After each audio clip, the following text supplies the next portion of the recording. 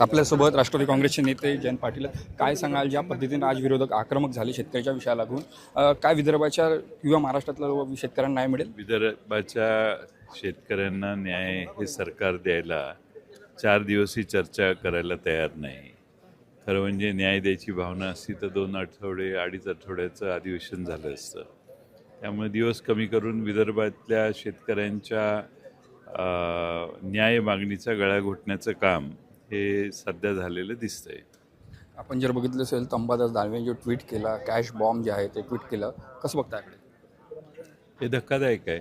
आणि अंबादास दानवेंनी हा कॅश बॉम्बचा ट्विट केलेला आहे तो एवढा धक्कादायक आहे की सध्याची निवडणुकीची अवस्था, निवडणुकीत उमेदवारांची परिस्थिती आणि निवडून येणाऱ्यांचं यश या सगळ्याचा खुलासा हा या कॅश बॉम्बने होतो असं म्हटलं तर वावगं ठरणार नाही. महेंद्र दळवी हेही बोलले, या सगळ्या मागून जे पडद्या मागून जे आहे ते राष्ट्रवादी काँग्रेसच्या नेत्यांच्या हात आहे सगळ्या याच्यात. कसं बघता याकडे आपण? कोणाचा हात आहे हा भाग वेगळा, दिसलं काय हे जास्त महत्त्वाचं आहे. त्यामुळं हात कोणाचा आहे याला जास्त महत्त्व काय देणार आपण? काँग्रेसचे नेते नाना पटोले यांनी बॅलेट पेपर निवडणूक घ्या अशी त्यांची मागणी आहे. अगोदर सुद्धा त्यांची मागणी होती.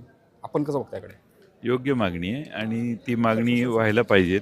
आणि बॅलेटवर मतदान जर झालं तर चित्र आणखीन स्पष्ट होईल. हे होते आपल्यासोबत जयंत पाटील, कॅमेरामॅन दीप सर, तेजस मोत्रे, जय महाराष्ट्र न्यूज, नागपूर.